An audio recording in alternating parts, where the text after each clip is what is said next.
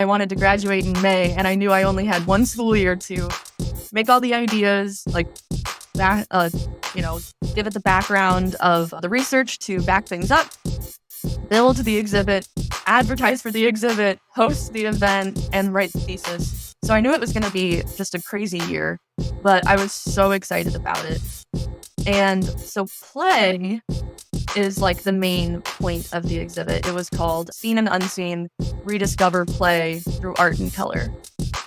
And play is something that was introduced to me by a professor in my undergrad. And it is how I believe, and how, back like science to back it up, believes that creatives can find inspiration is through playing. So yes, I built an interactive art exhibit with, I believe it was 6 interactive stations and 5 non-interactive stations.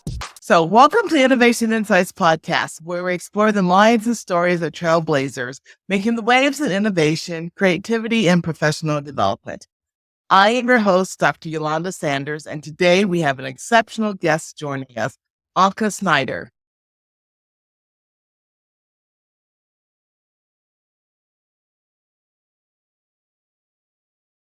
Anka is a dynamic creative force. She recently graduated with a Master's in Fine Arts and Graphic Design from Iowa State University, and also earned her Bachelor's in Fine Arts in Interior Design, also from Iowa State University. She was our first Innovator of the Week, featured by Innovation Insights. Her journey is of artistic exploration, encompassing everything from graphic and interior design to fine arts, set design, fashion design, and sustainability. Anka's passion for design is matched by her commitment to making a positive impact, whether through her involvement in the renowned ISU fashion show, her role as a teaching assistant in the graphic design department at Iowa State, or through her own business, Anka. She advocates for the arts and firmly believes in the importance of sustainability and eco-friendly practices in art and everyday life. From renovating spaces to creating wearable art, Anka's work is a testament to her belief that creativity knows no bounds. Today, we will delve into Anka's unique journey, her master's thesis, the impact of art and design on individuals, the playful spirit Seen and Unseen that is an fuels interactive creative art exhibit inspiration, focusing on the fusion of and color her and play. aspirations to teach The exhibit next encourages people generation to of use play designers. to prevent burnout in We will adult life. also explore her Play is passion something for that is not sustainable serious, and wearable non-functional, art, and her self-rewarding, future and comes from a goals in desire to interior design change. and graphic It has design. incredible therapeutic. Listeners, please help me welcome Anka to the Innovation Insights Podcast. Hi. How are you? I'm good. Thanks for having me. I'm very excited to be here and to share my art journey with you and the listeners. Oh, well, I'm so thrilled to have you here. I think I've known you since your first year at Iowa State, maybe. It's been a long time. Yeah, I think it was when I met you when I was a waitress at Cloud's Cafe. That was my sophomore year of college. Okay, so maybe you're very early on in your undergraduate journey with here at Iowa State. So yeah, oh my goodness. Oh my goodness. Let's start with just a little bit about yourself and how did you decide that you wanted to pursue art and design as your life journey? As mentioned, I received my MFA and my BFA from Iowa State. You couldn't keep me away from Ames and Iowa State. I loved it there so much. But yeah, I, from a very young age, was always making something. I was always making jewelry or trying to see what materials could I use to make a piece of jewelry. Back in the early 2000s, I was making jewelry out of pop tabs and safety pins, just trying to get creative. And yeah, when I was young, I had a hard time in school, like reading and math. It just wasn't my strong suit, but art and design and creativity was. And so I really had leaned into that. And yeah, I spent my childhood helping my dad renovate our childhood bedrooms, the basement, the kitchen, whatever it was. And that's what kind of got me into interior design and seeing spaces change. And then I went to college for it. And then I went and got my MFA in graphic design to just keep expanding on it. So what made you switch from interior design to graphic design for your MFA? Yeah. Everyone always says things just fall into place and what's supposed to happen is going to happen. And I loved interior design for my entire life. And I did go to college for it, but my freshman year of college, and like I had mentioned, my dad was a really big part of my journey in interior design. And he had passed away my freshman year of college, which I really wanted to keep going with interior design, but it was a little bit more difficult. And I stuck with it and I loved it. I had so much fun. It was just a blast. And then I got into an internship. And to give a timeline, I started college in 2018 and then COVID hit in 2020. It was my sophomore year. And during COVID, I had started doing more graphic design work because there wasn't a lot of interior design work at the time because everywhere had shut down and there was residential work, but I was looking more to do commercial. And so I started doing more graphic design work. And then my junior year, I stuck with interior design, but realized my talents were more related to fine arts and graphic design. And then I had an internship the next summer of 21 before going into my senior year of college. And at my internship, I just didn't feel like I was fully meeting my potential as a creative in that internship. And I was really wanting to teach in the future in the college level. So I wanted to get my MFA. And yeah, so I went into graphic design because I felt as if fine arts more paired with graphic design. And 2 years later, here we are.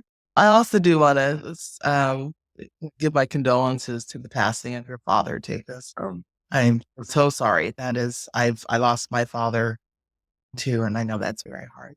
Yeah, thank you. Thank you. Yeah, big part of my creative journey. And yeah, Yeah.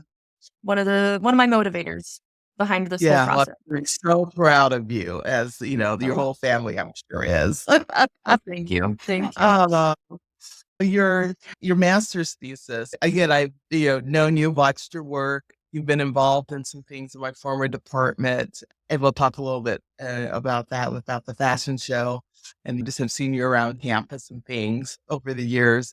But your master's thesis last spring, I was scrolling social media and I was like, oh my goodness. Oh my goodness. And as I mentioned to you in our prep meeting, you inspired the Innovator of the Week program that we now do, because I saw the video of your exhibit for your master's thesis and I was like, oh my gosh, okay, I need to feature this. And yeah, with social media, it's like in the moment. So I'm like, okay, what do I do? It's like a Friday night when I saw the video. I was like, okay, I'll create an Innovator of the Week. Okay, we're gonna do Innovator of the Week right now. Okay, here's our first step. Literally, it was like a snap decision, and it was based really just inspired by your master's thesis. So if you would talk to us about your master's thesis and the journey and just tell us about it.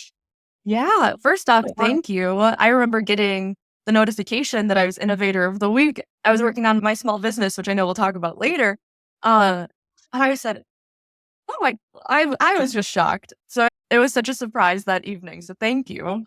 Yeah. But yes, my thesis. So let's see, where do I want to start with this? So I originally was in the 1-year program at Iowa State to receive my MA in graphic design, where I worked on more sustainable fashion and communicating that.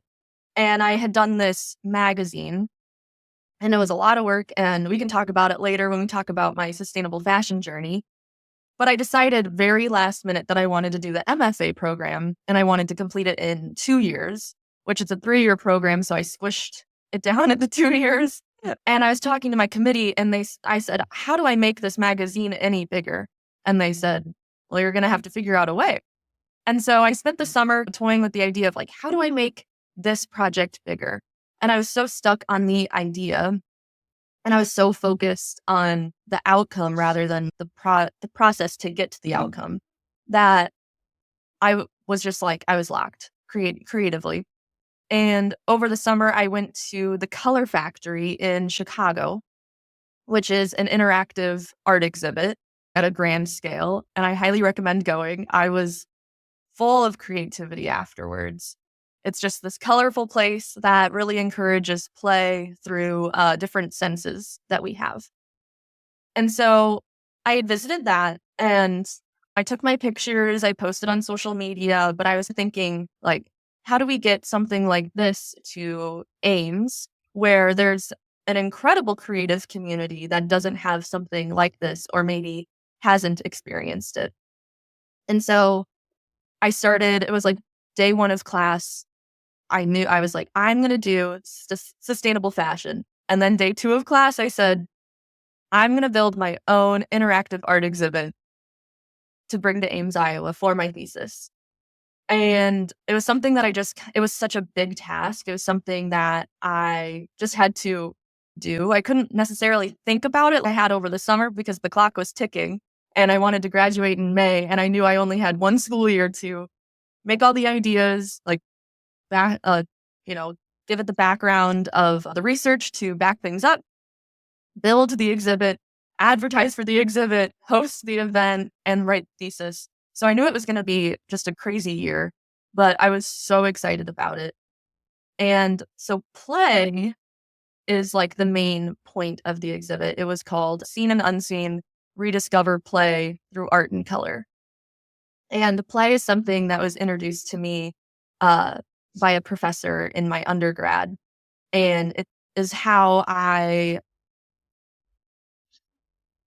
believe and how like science to back it up believes that creatives can find inspiration is through playing. So yes, I built an interactive art exhibit with, I believe it was 6 interactive stations and 5 non-interactive stations. And it took place in North Ames at Reliable Street, which is connected to Lockwood Cafe. And yeah, it was an amazing time. It was just full of color. The exhibit was up for a month. So opening night was on March 1st of this year. And then it was open for the whole month. And so I got to go and um see like people interacting with it just on the daily. I actually had next to me there one of the pieces, I had a community art wall with paper that people could draw. There's markers and tape. And so I ended up making it into a book that's just full of everyone's art that they drew. I love it. I love it. Thank you. Very cool. So you said you had 6 stations. Could you take us through what each of those stations? Yes. Or So the first one, when I visited the Color Factory, let me explain the station. So the first one is, I called it the Connection Booth 1, and the title of it was I Lilac You a Lot. And so it was a green and pink table. One side was green, one was pink, and all the accessories on that side of the table matched the colors. And then it was divided by a piece of plexiglass. And then I had a recording, an audio put onto a CD, and there was a CD player. And you put the headphones on at the same time. And then there was words on the table on both sides that said press play at the same time. And so each person, it was a partner experience. You pressed play, and then it took you through this audio that took you through, it was called a play contract. And so the play contract, each person had one. You had to, let's see, first you started off with talking about or writing down a core memory the two of you have together. And then the second thing asked you to reflect back on 3 things you did as a child that you no longer do, or maybe you don't do as often. And then step 3 had you pause the audio and get up and create a 3-move handshake with your partner. The fourth step, there's 8 different play styles that a person can have. You have usually one distinct one and then 2 minor ones. And so those play styles are, let's see, the competitor, the collector, the artist, the joker, the storyteller, the director, the kinesthetic. Oh, and let me look. And the explorer. I don't think I said that one. It's all right to look back at one of my pictures. So there's 8 play styles, and the audio had you review the play styles, select the one that thinks most resonates with you, and then select the one that you think most resonates with your partner. And there was colored pencils. You had to fill it in with your favorite color and pick their favorite color and fill theirs in. And then lastly, color relates to emotion. And I had a little color chart that had each color and then its most distinctive emotion up on the plexiglass. And you had to pick your color aura. You picked like the 3 things that you felt most resonated with your personality. And there was little circles, and then you filled in with the colored pencils your color aura. And then it had it sign and date the contract. So you were reminded to never stop playing because you were committed to it. That one was that was like my favorite booth. I felt like it's where I got to communicate play and color and the importance of it the most in the thesis. And the other ones weren't as elaborate, but still, each different station, I tried to hit on a different or multiple play styles that were defined earlier. Then there's Connection Booth 2. It was a 4-person table divided by 4 colors. And I made these question cards that had a question to get to know the people you were playing with. And then on the back, it had, as you can see in my background, the slinky motif that is on all of the print media. So it was a slinky motif puzzle. So you would ask the question, everyone would discuss it, and then you would try to complete the puzzle together. And that one was called Greener Pastures because human connection and is just on the other side of the wall, talking to people and making jokes and telling funny stories and getting to know one another is one of the best ways that we can play. And it's a free way that we can play. It helps you get to know one another. Playing usually happens with more than one person anyways. So yeah, I really liked that table. And it was really rewarding on opening night to get to see so many varieties of groups, friends, family that had never met of mine getting to play this game together. But then there was Roll Out the Red Carpet, which was a photo booth area. And there was a neon sign behind it. It said, "Make it art." And that comes from a quote by Toni Morrison, where she said, "Your life is already artful, just waiting for you to make it art." It's been like the driving quote of my creative career in college. Ever since I made my Instagram profile for my art account, it's been like the bio, it's going to be in there forever. I just believe it's true. So I wanted that to have a piece in my thesis. And um at the Color Factory and other interactive exhibits, it's just full of picture opportunities. So I wanted to make sure that people had a chance to capture a photo in like a designated spot. Next, it was called Local Color. And this was the community art wall, which was the book that I just showed you. There were tables set up and markers and tape, and people could just draw whatever they wanted and then put it up on the wall, which people got so creative.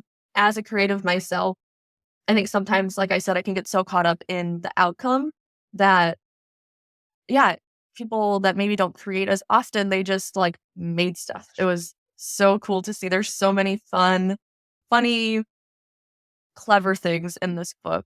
And I think I ended up having over 250 pieces on that wall, which was over after the month. It was super cool. People love to be a part of things. And so I'm glad that we got to have people put their own artwork up.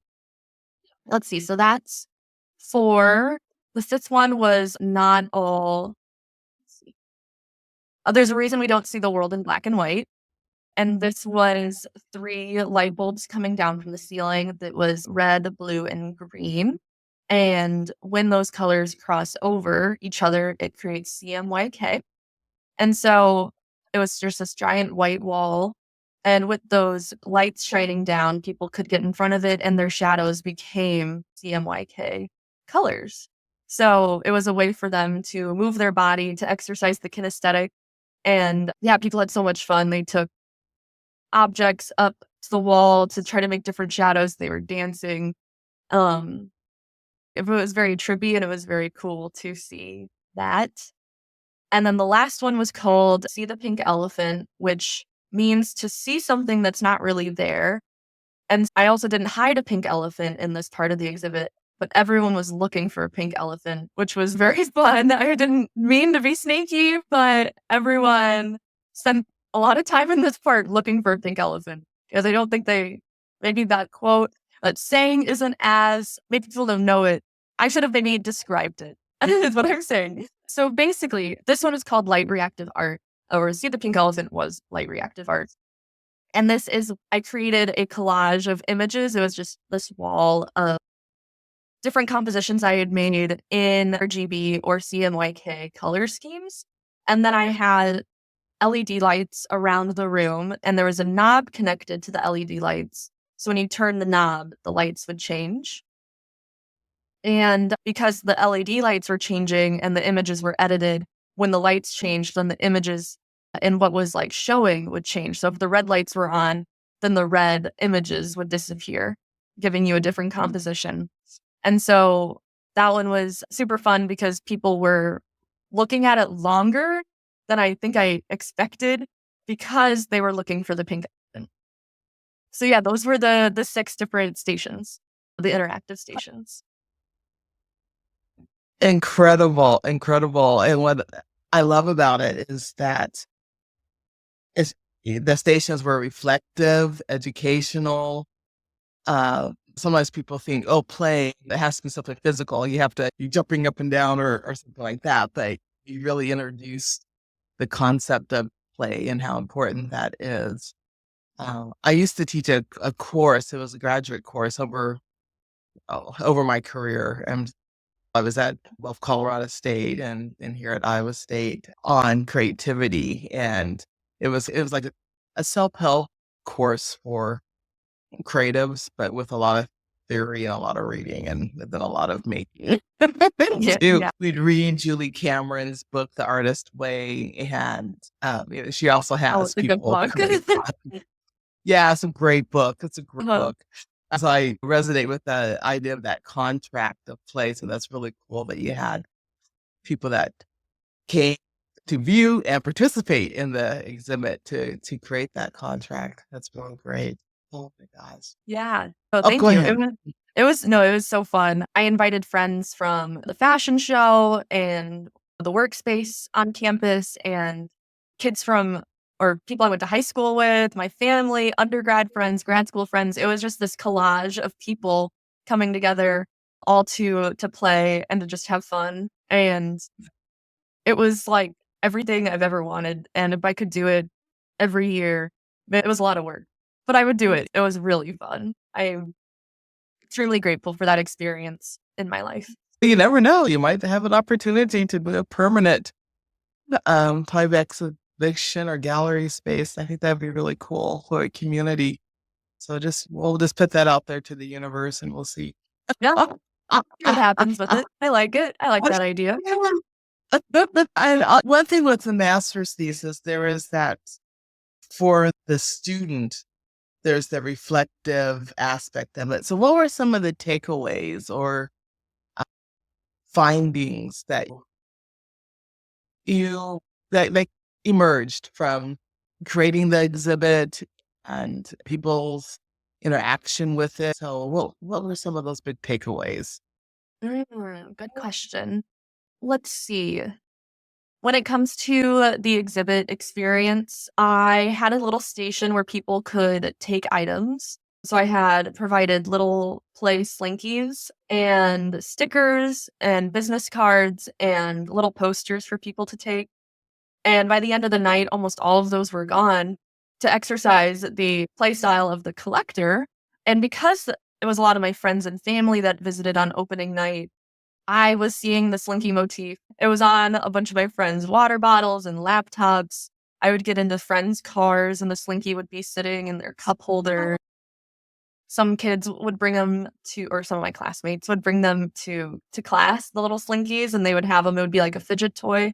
Uh, so that's one takeaway is I hope this exhibit and this experience lives on in everyone's memories and photos, and they took what they learned at the exhibit and they're still applying it to their life.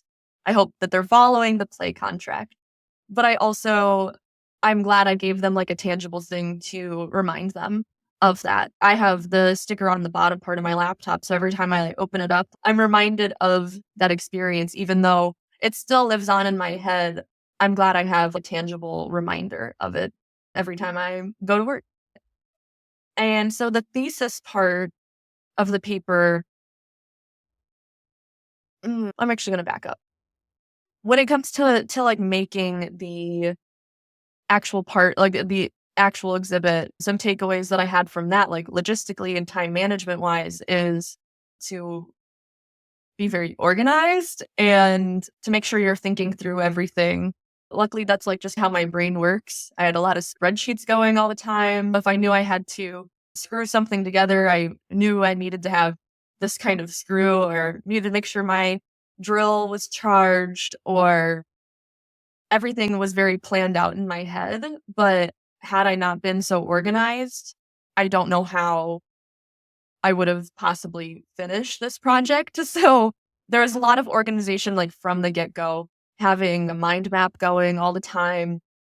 That's what I took like the first 2 months of the school year, just only on Miro doing my mind map, trying to figure out like, what do I want this to communicate? How do I want to do it?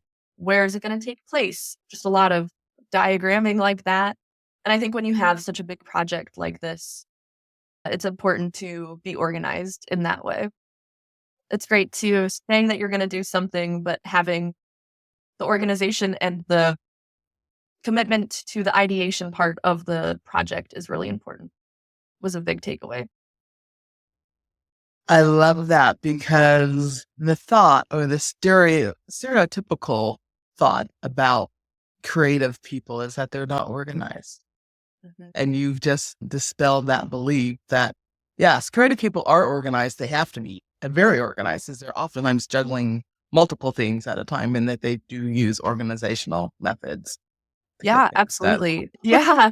No, it's super important to be organized. And I think, and everyone works differently, but for me, even though it was summer and I didn't have a job, I still had my to list every single day to make sure that I was doing the projects that I needed to work on, or taking the steps on the things that I needed to work on, or using Trello or Google Calendar. I'm constantly updating those to stay on task, because I feel if I don't do that, then the things will still get done, but maybe not in the time that I need them to get done.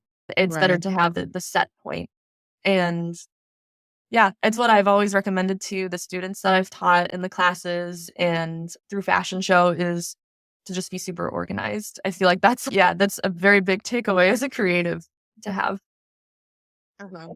Why don't we segue into your work in the fashion show? We can come back to some other topics, but you mentioned the fashion show.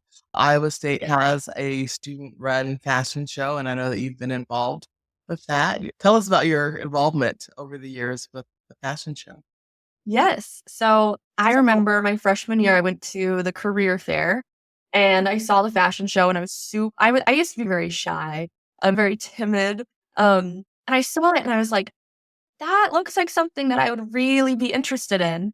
Mm, And because of circumstances I mentioned at the beginning, I had missed the application, and I just wanted to focus on design and getting into my program.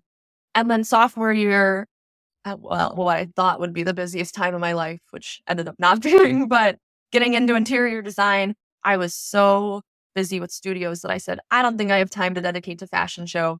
But by my junior year, I thought, oh, I only have 2 years of college left. If I want to do this, I want to do it now.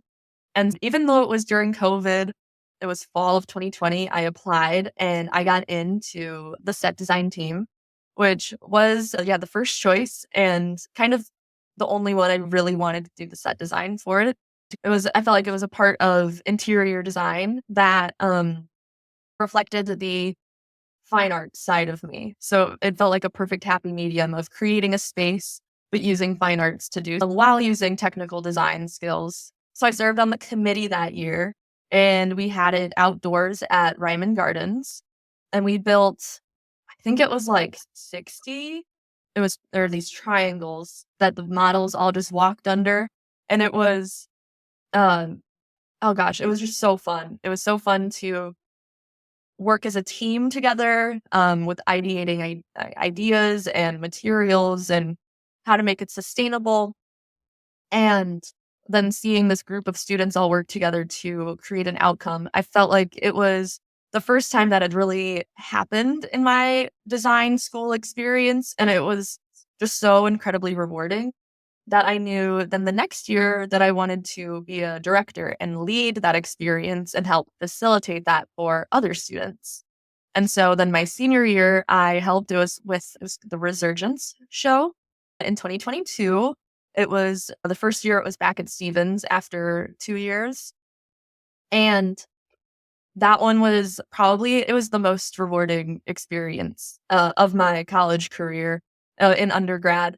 It's where I've met like two of my best friends. I'm still best friends with them today. We talk almost every day. So it's just a amazing opportunity to meet people, to get to be with other creatives in different disciplines. Like I was at that point, I was still an interior designer, but leaning towards graphic.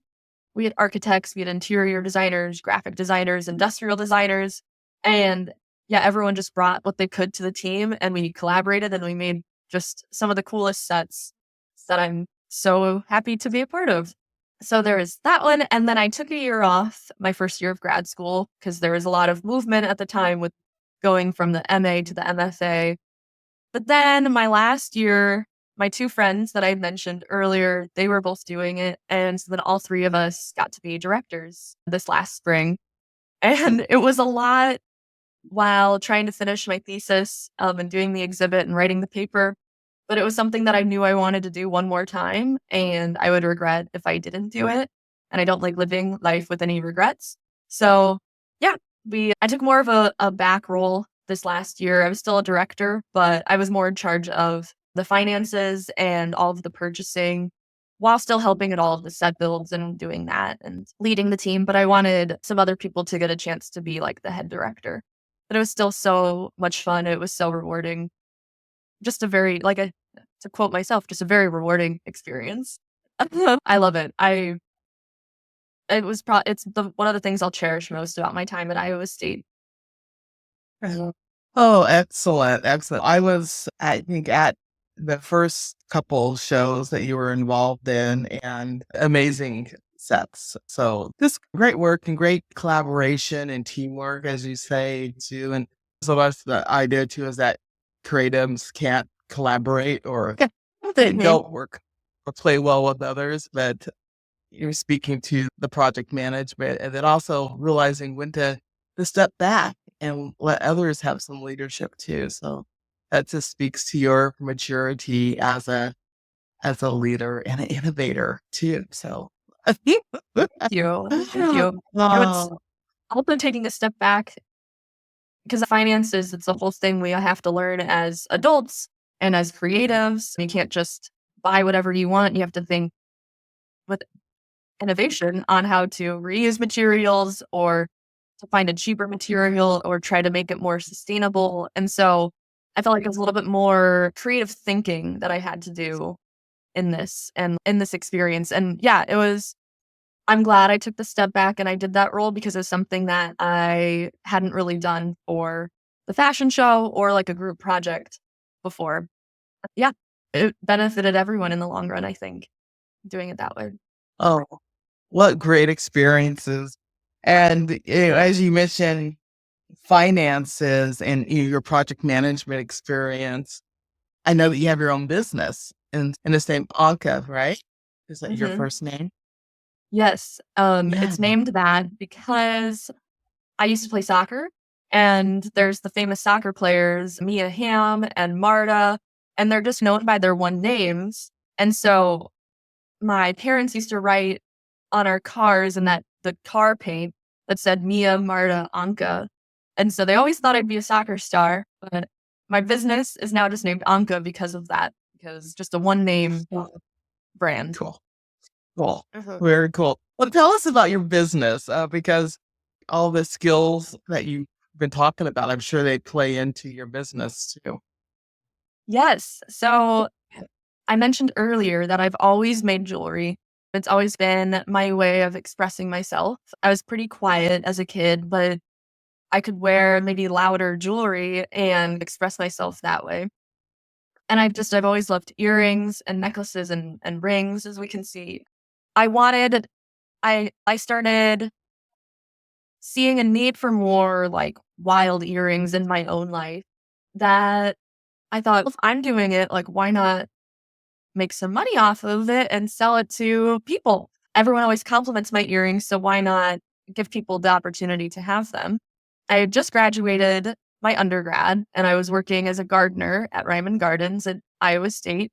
And so I had all of the evenings free. I got off work at 2 and yeah, I just started going back to my roots. I got all my jewelry supplies out and I started to make earrings with funky charms and different beads. And it's fun to look back at those pictures now to see like where I've started versus where I'm at now. And it's very cool to see the growth. And I think that's a reflection of what I've learned in school, but also what I've challenged myself to keep getting better and growing as a creative. But yeah, the business. I started that, yes, in 2022. And I was selling on Instagram. And it was mostly just friends and family buying it, which was great. It was giving me so much motivation to keep going. And then I started participating on campus at Art Mart through the MU Gallery, where I would set up my displays and have my jewelry and little business cards, which happened to change every 6 months because I would have a new idea for a design.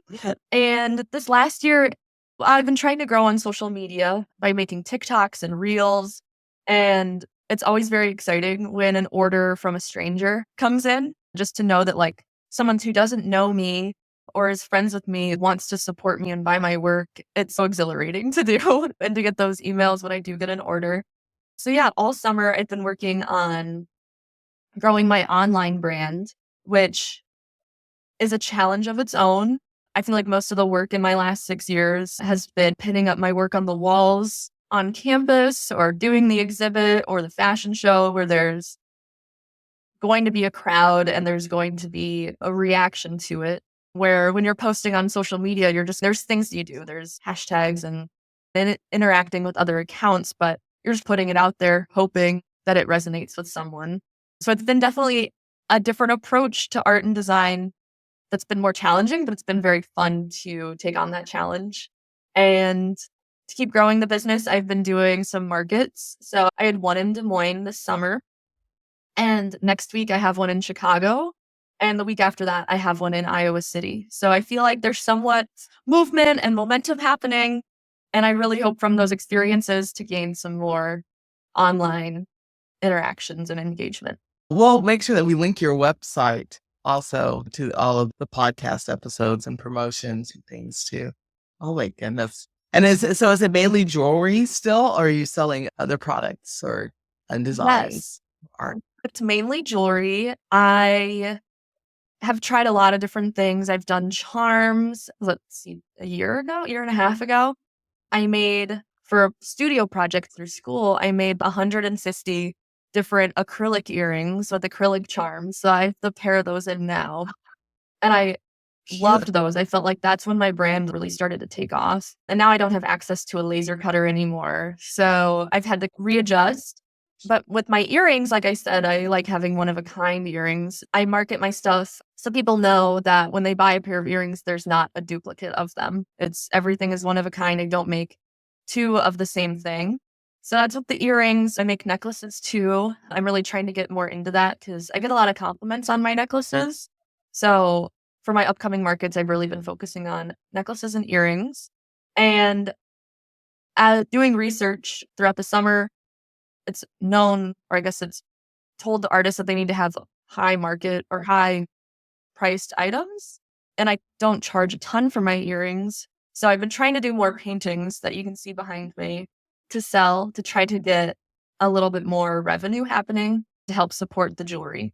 And then also crocheted items. I love a crocheted tote bag. So in the evenings when I'm watching TV with my mom, I'll crochet some tote bags. But yeah, so earrings, necklaces, paintings, and crocheted pieces are the things I focus on most for the business. I love it. I used to be a crocheter and knitter, big crocheter. So I love that. Yay. We will do what we can to, yeah, to support your business and share it out there because that's wonderful. And you mentioned sustainability throughout your work. And I know that you've done some fashion related pieces related to sustainability too. So yeah, tell us about that and uh, your work in that Yeah. area. Yeah, one of a kind things or sustainable fashion is something that's always been really important to me in my time in college. I took a class where it was introduced. We had to watch a documentary called The True Cost, and it talked about every aspect of fashion and the fashion or sustainable fashion and fast fashion in that industry. And as an interior designer, I was like, how can I make a difference with fast fashion as an interior designer? And I was thinking, Anka, you wear clothes every day. So I try to thrift all of my own clothing. I try to upcycle things. If it has a hole, I try to sew it myself. I try to make things last as long as they can. And luckily with my jewelry always changing, I feel like that can change my outfit looks without having to buy new clothing all the time. So that's how I do it in my own life. And then in interior design at the time, I tried focusing on sustainable materials in my proposed projects. And in graphic design and my thesis, almost everything that was in the exhibit was reuse materials from past projects of mine. Like underneath the tables that I built is a painting of a project about sustainable fashion that I did my first year of school. Materials for the thesis were then donated to the fashion show for the set design. They've been reused in my small business. So that's how I try to implement sustainability into my own work in those disciplines. But going back to fashion, yes, it was during COVID. I was cleaning out my space in my bedroom because I just had so many supplies everywhere. And I saw all this old fabric from different like pillows that I've sewn or different projects I've attempted. I'm really no seamstress, but I like to practice and try to make my own things. But I had all this fabric that I couldn't really donate or old clothing that had stains or paint on it that couldn't be salvaged.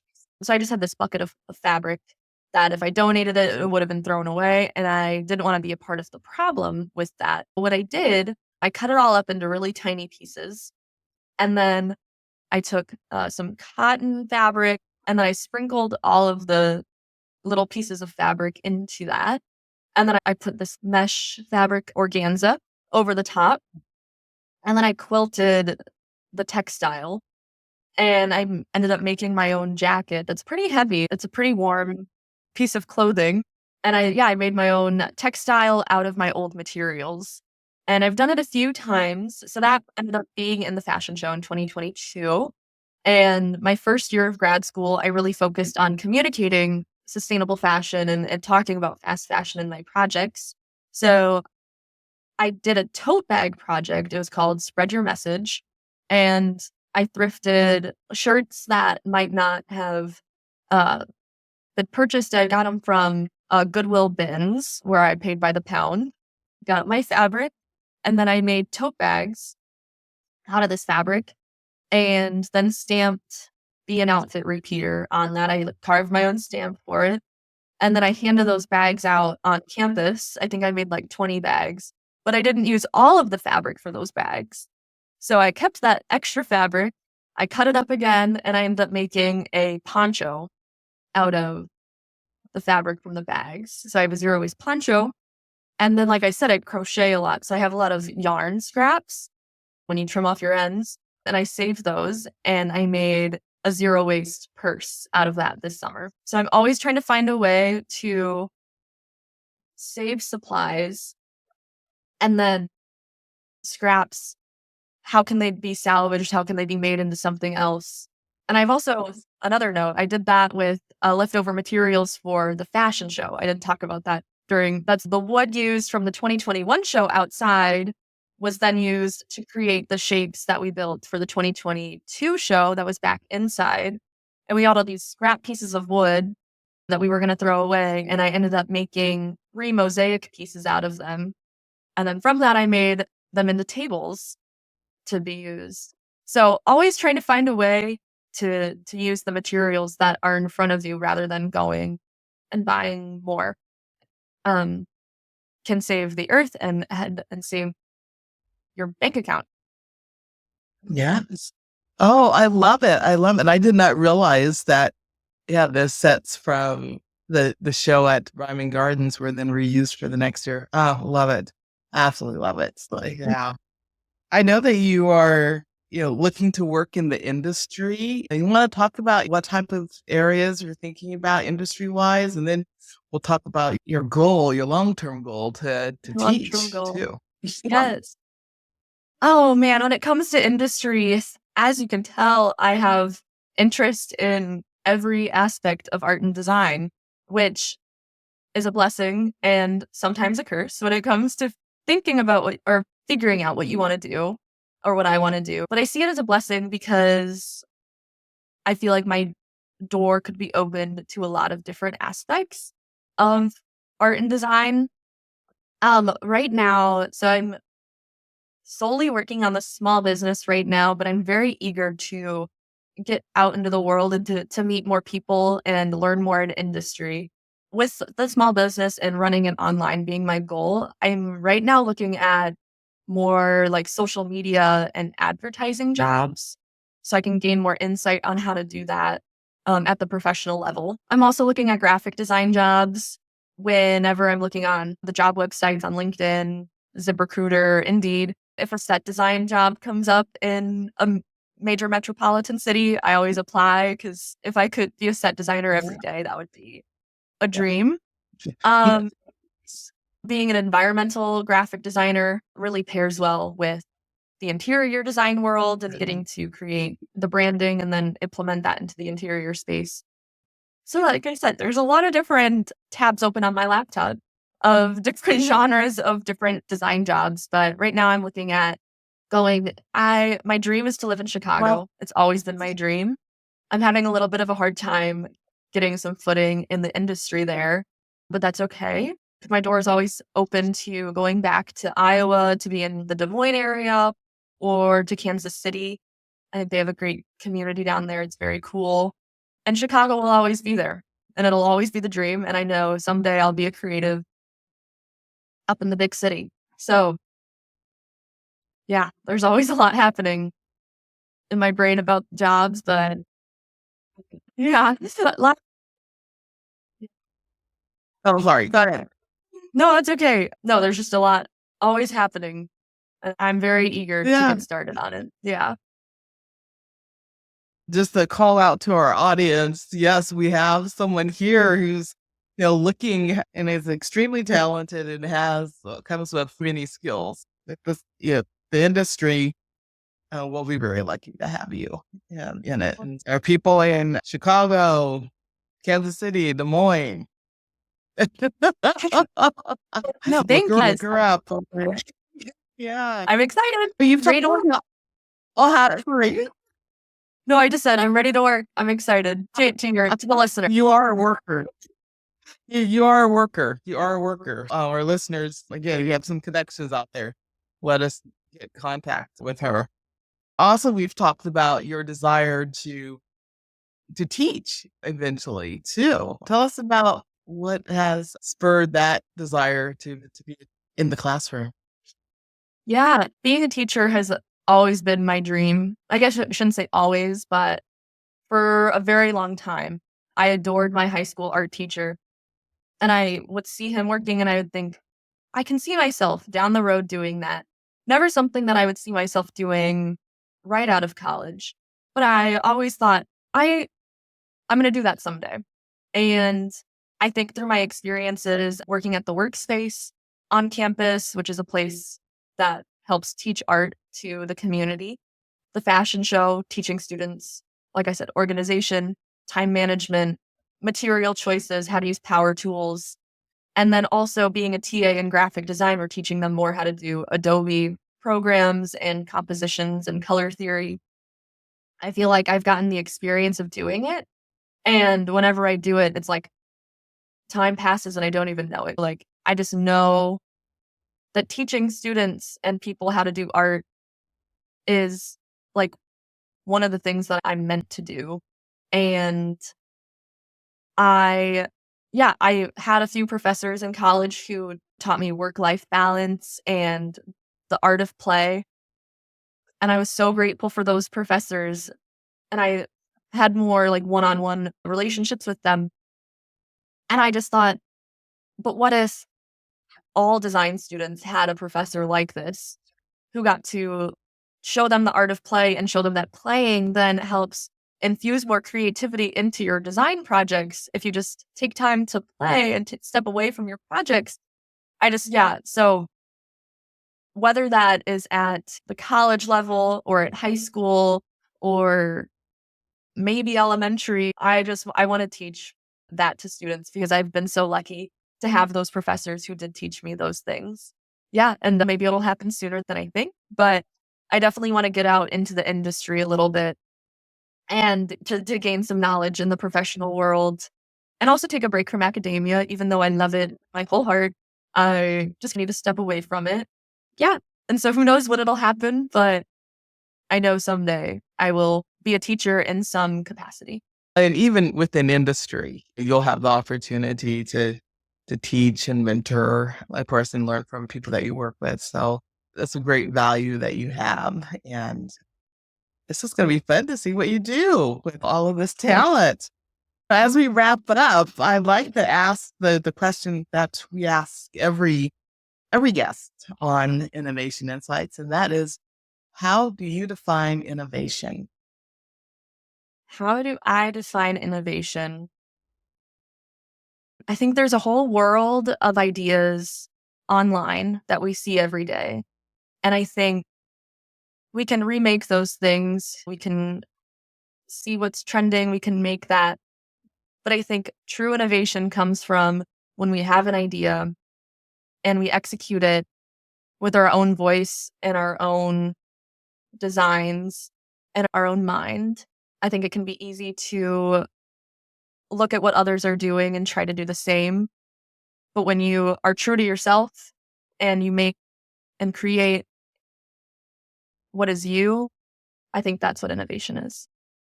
I like that. I like that. Thank you. Thank you for that definition. And thank you for joining us today. I really appreciate hearing more of your insights, learning about what you're doing. And I feel like you're going to be such an inspiration to many people that are working in the creative fields and also our business owners too. So thank you for that. So our guests, thank you for joining us. And if you want to learn more about Anka's work, visit her website. It's www.ankasnider.com. And we'll make sure the links and we'll put a little QR code at the end of this episode too, for you to find her. You can explore her portfolio there, connect with her directly, offer her some career opportunities too. Shameless plugs there. But also to stay up to date in our project endeavors. We really appreciate everyone for tuning in. If you enjoy this episode, please subscribe to our podcast, leave a review, share it with others. Your support will help us continue to bring you inspiring stories and individuals that are innovators like Anka. So I am Dr. Eulanda Sanders, and I'm signing off until next time. So I encourage you to keep innovating, keep dreaming, and keep making a difference.